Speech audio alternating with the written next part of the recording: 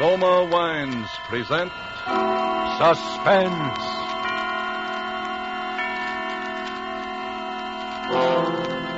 Roma Wines, made in California for enjoyment throughout the world. Salud. Your health, senor. Roma Wines toast the world. The wine for your table is Roma Wine, made in California for enjoyment throughout the world. This is the man in black, here for the Roma Wine Company of Fresno, California, to introduce this weekly half hour of Suspense.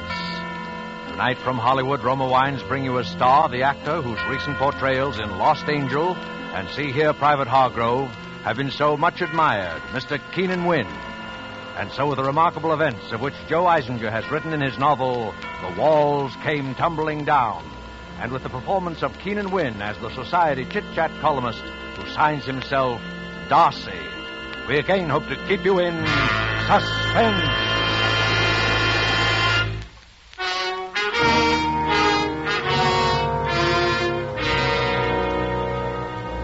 My dear Captain Griffin, on a date which I am sure we shall always remember not quite without pain, I was sitting in my office at the Morning Post, composing with my customary wit and brilliance my daily column of Cafe Society chatter, when Miss Susan Finch, my devoted but mentally retarded secretary, poked her head into the room, ran her tongue nervously across her dental brace, and announced, "There's someone outside to see you, Mr. Darcy."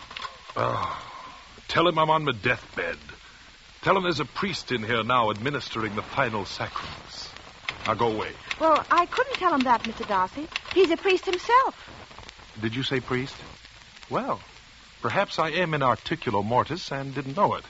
Very well, Duchess. Ask the good father to come in. Yes, sir. Please come in, Father. Thank you, my child.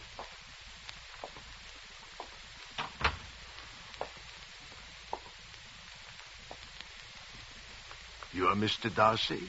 I am Darcy. What can I do for you, Father? My, you've changed. Yes, it's been so many years. Oh, we've met before? St. Francis's parochial school. And your name was Patrick O'Donnell. And I... Father Walsh. Oh, but of course. Well, I'm so glad to see you again. So very glad. Patrick, I know you're a very busy man, but I don't know where else to turn. It was 3 nights ago, late in the evening, when he first came to see me. Who? Well, a man I'd never seen or heard of. He demanded that I give him the Bibles. What Bibles? I don't know. And when I asked, he smiled as though it were a game and said, the Bibles marked E.B. I feared the poor man might be deranged, and I suggested that perhaps he'd better come again in the morning. He rose from his chair in anger, saying he would give me 3 days to help him find the Bibles. No, not the Bibles. That I would help him find the walls of Jericho, or else I would regret it. Did you say the walls of Jericho? For the past 2 nights, he's been loitering outside the gates of the churchyard, as though watching to see who my visitors are. You say he came to see you 3 days ago and gave you 3 days in which to... Yes. Well, now, what did the police say? I haven't reported this to the police. I can't go to them. I've been warned not to. By this madman? No, by my bishop. You see, when I told him about it, he refused to credit it, said it was a figment of my imagination, and warned me not to speak such nonsense again. I see. Father, I'm sure you've nothing to fear. You don't believe me either, Oh, of course I believe you. Now, please let me visit you tonight, Father. We'll talk further about this. There are many things I'd like to talk to you about, as we did years ago. Yes, years ago. Very well, my son. I'll expect you at 8. You will come, won't you? Only death could keep me away.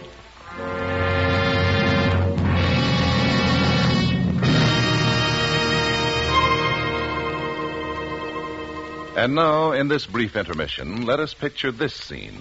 A scene beneath a radiant Caribbean moon at the fashionable Hotel Nacional de Cuba in Havana, Cuba. An American dinner guest has just raised his glass in a toast to Havana, its traditions, its beauty, the superb dinner, and wine. His Cuban host replies, "True, the traditions, the scenery, and the food you enjoy, they are ours. But the wine of which you speak so highly, that is of your country. We must import it. It is the famed Roma wine made in your own California." Yes, it does surprise many Americans that California produces wines, Roma wines, of such uniformly superb quality that they are imported to many foreign countries as special occasion luxuries. But millions of Americans do know and enjoy the excellence of Roma wines daily with meals and when entertaining. These millions have made Roma America's largest selling wines. They know, too, that Roma wines are amazingly inexpensive for wines of such distinguished character. That's because here in America, you pay no high import duty, no expensive shipping charges. Yet Roma brings you wines that combine age-old winemaking skill with modern scientific testing and quality control. All this for only pennies a glass. So, for maximum enjoyment at low cost, ask for ROMA, Roma wines, made in California, for enjoyment throughout the world. And now it is with pleasure that we bring back to our soundstage Keenan Wynn in The Walls Came Tumbling Down, a tale well calculated to keep you in suspense.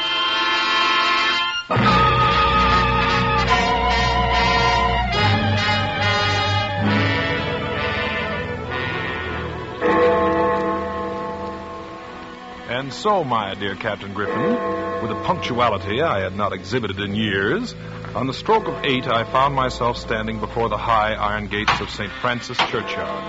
I must admit that Father Walsh had intrigued me with this fantasia of a man seeking the walls of Jericho.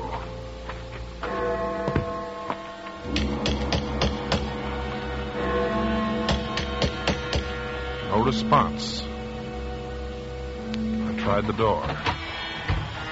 It swung open, and I stepped into a musty, dimly lighted hall. Father Walsh! Father Walsh! You at home? There was no answer. I crossed to the door of the study and threw it open.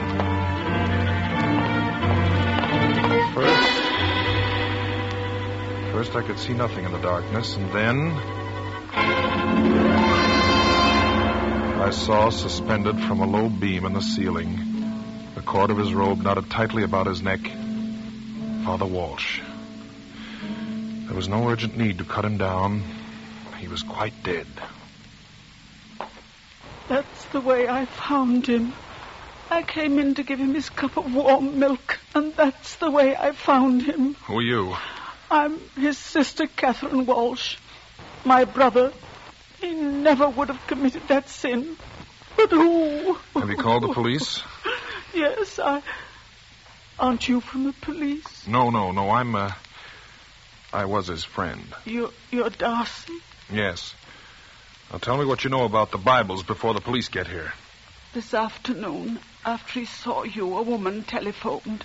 He talked to her for a long time, and when he hung up, he said he remembered now about the Bibles.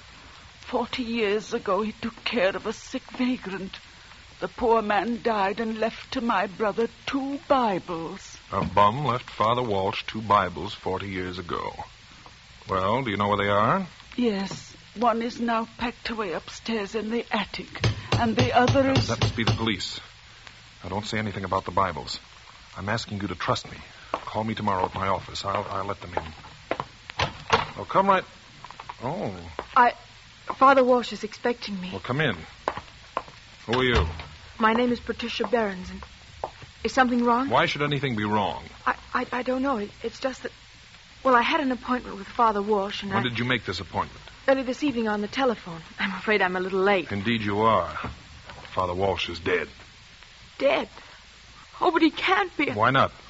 But I've been searching for him for so long, and now... Are you sure that you were looking for Father Walsh, or was it the walls of Jericho?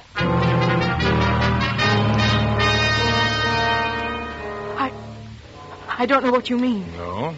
If Ernst did any talking about... Well, he had no right to. Ernst? Ernst who? Now, look, my sweet. You'd better tell me what you do know, because Father Walsh didn't just die quietly with a smile on his lips. Father Walsh was murdered. Murdered? Look, you've got to trust me. Well, I'll hate myself for this in the morning, but okay. Let's get out of here.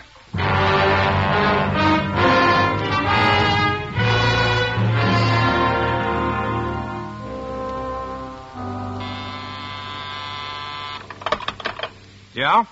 Mr. Darcy. Mm-hmm. Good morning. This is Catherine Walsh. I've got the Bible I told you about last night that was in the attic. And the other one is... Miss Walsh, don't say anything more. You come to my apartment at 3 this afternoon. 24 Sutton Place. If I'm delayed, the doorman will let you in. And shall I bring... Oh, yes, by all means. Bring the book with you. Very well, Mr. Darcy. I'll be there. Yes, Duchess? Hey, Mr. Ernest Helms is waiting outside. Ernst? Well, prod him in, Susan. Prod him in. All right, Mr. Helms. Is this or is this not your card, sir? My name is on it. Uh-huh. Then it is your card. My name is Darcy. I'm the columnist for the Post. What can I do for you? Please. My name is Ernst Helms. I deal in rare books. I've been commissioned by a client to find 2 Bibles for a certain collection. You can trust me, sir. I'm experienced. I'm reliable. I am discreet. Yeah, that is how I am. Well, very well. And you want me to help you find the Bibles?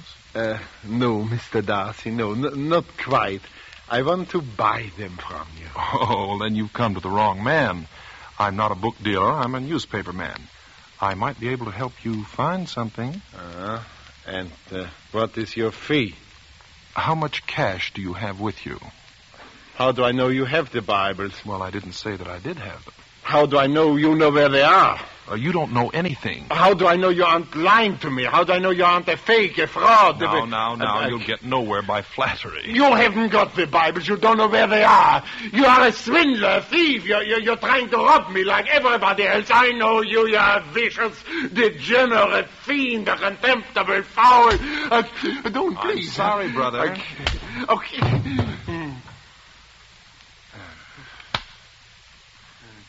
Now. Hey, what happened? Oh, just a little thing. You've got some water there? All right, now wait outside, Susan. What? Oh, you're all right now. Mr. Darcy? Yes, you're fine now. I'm Ernst Helms, please. I come from Prague. Well, how do you do? My shirt, it's all... What happened? Oh, nothing. An accident? Oh, you're fine now. Here, let me help you then. Your coat. Oh, yes, thank you. My money. Where's my money? On my desk. You'll leave it there if you want the Bibles. The Bible's marked E.B. Here. Please, how soon will you deliver? 3 days. Please, I can trust you. Please. Well, that isn't the point. As long as I have your money, Mr. Helms, I think I can trust you. Good day, Flat Top.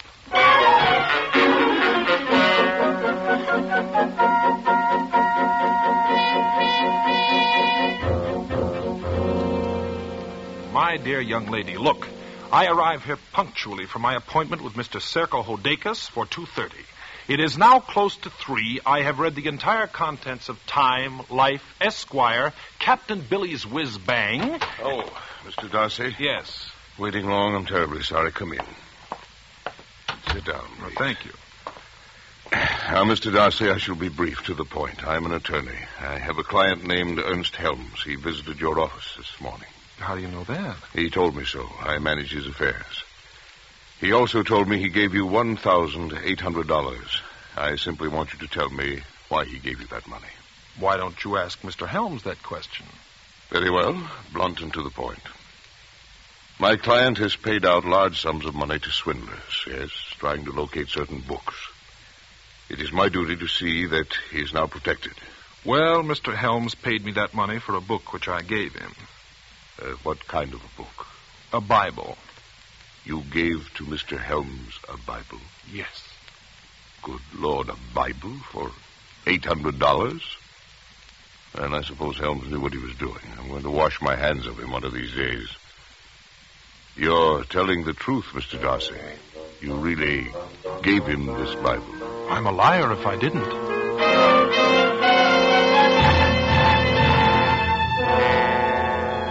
So I was a liar. But that was the best I could do on short notice. I had no wish to become involved in a tiresome litigation, and one perhaps which might draw the attention of the police to me. I left Mr. Hodakis' office as quickly as possible, raced home, and it was with some anticipation that I learned from the doorman that Catherine Walsh had arrived and was now in my apartment. Come right in, Darcy. In time for tea. Well, well, Captain Griffin, Detective Lucas, and if my memory does not fail me, and unfortunately it does not, Detective Regan. Are you gentlemen waiting for a fourth for bridge? We've got our fourth. In the other room, Darcy. I took 3 small, reluctant steps into the darkened room. I was lying on the floor on the other side of my bed near the small table on which my telephone stood. The frail body of Catherine Walsh. Well, Darcy? Griffin, I find this very embarrassing. Yeah, I know just how you feel. But right now, Darcy, you must make an effort to tell me the whole story. And believe me, my friend, it better be good.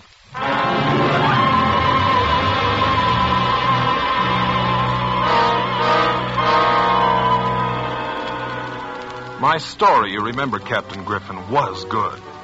In fact, it was so good that after 2 hours of tortuous questioning, you agreed to release me on my promise that by evening I would come to you with the full meaning of the Bibles and the walls of Jericho. Straightening my tie and looking jaunty and attractive as usual, I awaited the arrival of the lovely one. Well, here I am. Look, Darcy, I'm frightened. Stop acting like Jane Eyre. Please don't be harsh with me now. Well, they weren't very gentle with Father Walsh and his sister. Oh, Darcy, I'm so frightened. The manager of my hotel told me that he got a phone call from Ernst Helms asking him to put his trunk and luggage in the storeroom. He's gone away, and I don't know what to do. Try telling me the truth. Yes. I'm sorry I started the whole thing. His letter said there'd be blood and murder. He was right. Whose letter? Elias Barron's. You mean the Elias Barron's, the artist? Yes. He was my grandfather. I started to write a biography of Elias Barron's to show the world how he was forced to suffer and live in poverty. What the greatest and most celebrated painter of our time went through to... Well, during my research, I found this scrap of letter. Here, read it. Let's see. Live only to finish my greatest work, my only mural. And there will come the day when men will again shed blood for the walls of Jericho, as did Joshua and his hosts.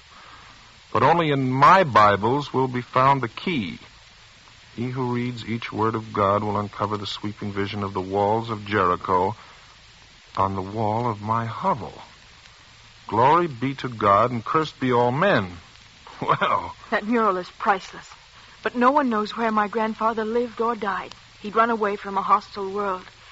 I retained Ernst Helms, an art dealer, to help me in my search. And Elias Barron's was the poor, unknown vagrant that Father Walsh took care of and buried. Yes. We traced the Bibles to Father Walsh, but... Oh, Darcy, I'm so frightened. I can't find Helms, and You don't have to bother to look for him. The police will do that for you. What do you mean? He has one of the Bibles. Then why doesn't he come to me? Because that mural is, well, it's finders keepers in a case like this. But Helms is now a fugitive wanted for murder. Oh. And the other Bible is undoubtedly nowhere on this earth. That's what poor Catherine Walsh was trying to tell me. But we know that Elias Barron's left 2 Bibles to Father Walsh. Yeah, all right. Wait a minute. Father Walsh, of course. I'm a dope. I remember a warm and lovable little thing he used to do that the whole neighborhood knew about when I was a kid. He always used to bury a Bible with the souls he buried. So, one Bible he kept, which is now in the possession of the killer of Catherine Walsh, and the other Bible he blessed and buried with the dead man. But that means that... Precisely. We don't know where, under what name Barron's died, or where he's been buried.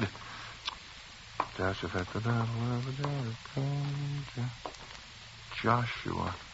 Give me that. Give me that. Now, let's see. Joshua. The son of Nun. Joshua Nun. What? How do you spell it? Oh, N-U-N. Oh, pray that my womanly intuition is not playing me false. Come along. Where? To see if there isn't a Joshua Nun buried in Father Walsh's churchyard.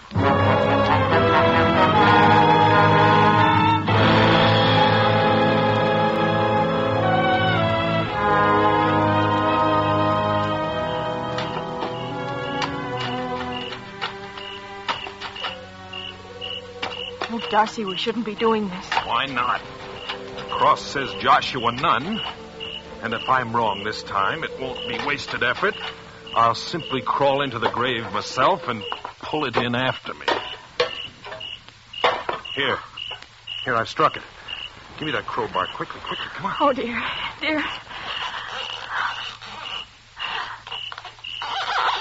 Patricia, the Bible. We found it. All right, Darcy, stand where you are. Oh, Griffin, I found that other Bible. You found 10 years in the pen for body snatching.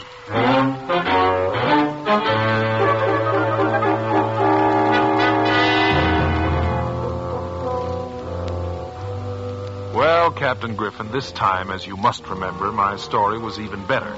And you agreed that now, with one Bible in our possession, we might succeed in smoking out the killer who had the other Bible. The entire story of Elias Behrens and his walls of Jericho broke into the press, and a veritable epidemic of wall scraping struck the city. It was on the 5th day that a phone call from Serko Hodekas asked me to see him at once on a matter of great importance.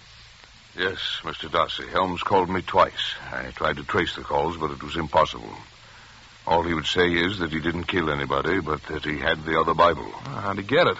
He wouldn't explain. He said he's sending it to me so that you could find the mural. But the condition is that, as his attorney, I protect his interest in the sale of the mural. He has a right to that, even though he is a fugitive. Do you agree? I agree. Good. Here is the Bible, which came in this morning's mail.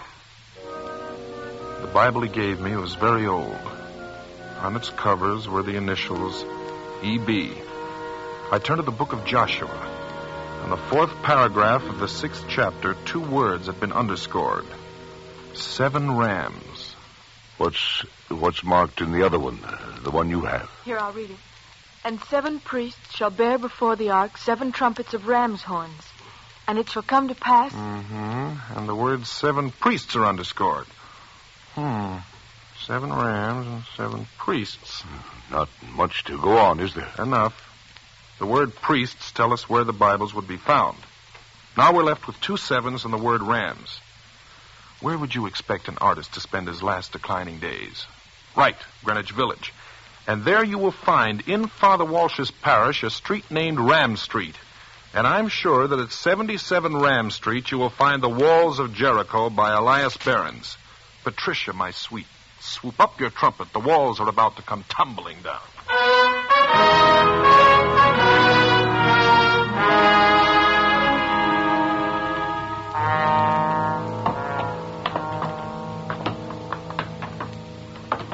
Yeah, this is where the crazy old coot used to live. Joshua, he called himself. Not quite the Savoy, is it? And this is where a great artist was forced to... Well, let's get on with it. The mural must be hidden under the paint of one of these walls. If it is, Mr. Klinger here will find it. What's that? Oh, don't let that frighten you, miss. It goes on day and night. Building a subway right under it. It doesn't feel very safe. Perhaps you'd better start your examination, Mr. Klinger. Yes, I start making my test now. For the next 3 hours, Mr. Klinger, the expert, worked without pause, taking specimens of almost every square foot of wall space, examining his findings for oil tones under his microscope. Finally, bending low over a sample. I think, I don't know.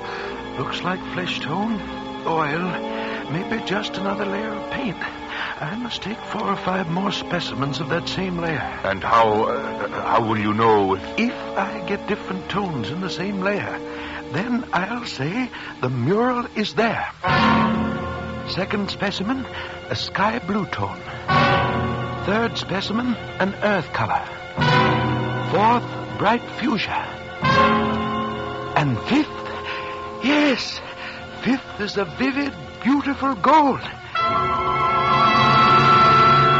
My friends, on that wall, under that grimy paint you see, is the last great work of Elias Barons, the Walls of Jericho.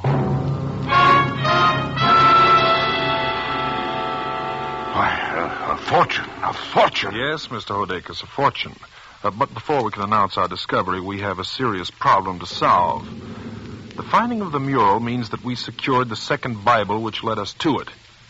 And we could have secured that only from your client, Ernst Helms, who was wanted for murder. I don't understand. Well, it's very simple. We will be charged with working in concert with a murderer unless we apprehend him and turn him over to the police. Yes, but I don't see how we... Well, I have a plan. Patricia, you will leave at once for Chicago. Hodakis says that is where Helms called from. You will take all of the Helms luggage, which is now in the storeroom of the Hotel Bolton, including his large trunk. But see here, why must she take the... Because I feel very strongly that Helms will suddenly appear if we move that trunk. Hey, I think we better get out of here. Yeah, let's go. No, we don't. Darcy, he's got a gun. So you know. Yes. Well... Yes. I knew when I learned from my secretary that she told you when you called me that Catherine Walsh was coming to my apartment with a book. And you kept me waiting in your office while you went there and killed her for the Bible you finally turned over to me. And you decided to force my hand, find the mural. Precisely, Mr. Hodakis. And when you made it necessary for me to lie to you about giving the Bible to Helms, I unwittingly signed his death warrant. You knew that Helms was an honest man working for Patricia, and you intended all along to secure that mural for yourself. And so, when Helms couldn't turn over the Bible to you, when you demanded it from him, you were forced to murder him, and his body is now stuffed into his trunk in the storeroom of the hotel. So you've got it all figured out. Well, figure this one out. Darcy, look out!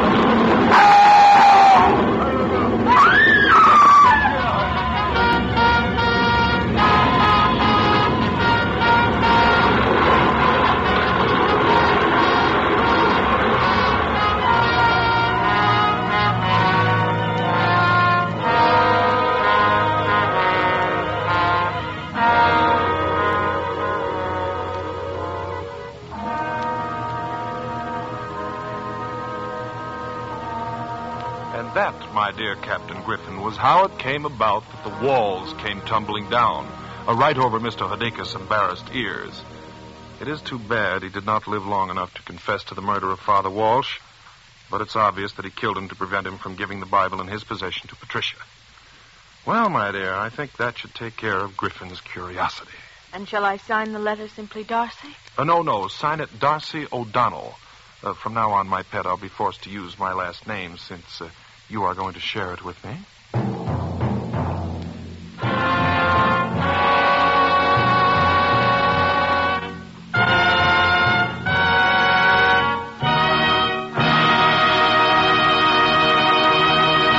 And so closes The Walls Came Tumbling Down, starring Keenan Wynn.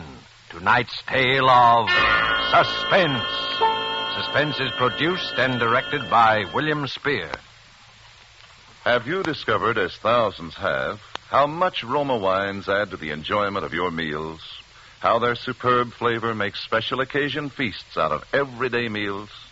Find out for yourself what a marvel worker Roma wine can be in giving any meal new appetizing savoriness, new compliment-rousing zest. Start off the meal with an appetizer, Roma California Sherry. Then place on the table a well-chilled bottle of Roma California table wine, delicate Sauterne, hearty Burgundy, or tart, tasty claret. You'll be amazed at the tremendous difference Roma wine makes in the enjoyment of your foods. Don't overlook this easy, inexpensive way to add thrilling extra enjoyment to the coming holiday and to everyday living. Remember, Roma wines cost only pennies a glass. Take a tip from the millions who enjoy Roma wines at meals when entertaining. Ask for R-O-M-A, Roma Wines, America's largest selling wines, made in California for enjoyment throughout the world. This is Keenan Wynn. I don't know of an actor in Hollywood who doesn't feel flattered and honored when he's invited to make an appearance on Suspense, and I'm certainly no exception. Next week sounds like a particularly outstanding one because your star will be Paul Muni in a suspense play by one of radio's outstanding authors, Lucille Fletcher. And, of course, long before next week has arrived, you will have bought that extra war bond, won't you? Keenan Wynn appeared through the courtesy of Metro-Goldwyn-Mayer, whom Roma Wine salutes this week on the occasion of their completion of 20 years of motion picture leadership. Next Thursday, same time, you will hear Paul Muni, a star of Suspense. Presented by Roma Wines. R-O-M-A. Made in California. For enjoyment throughout the world.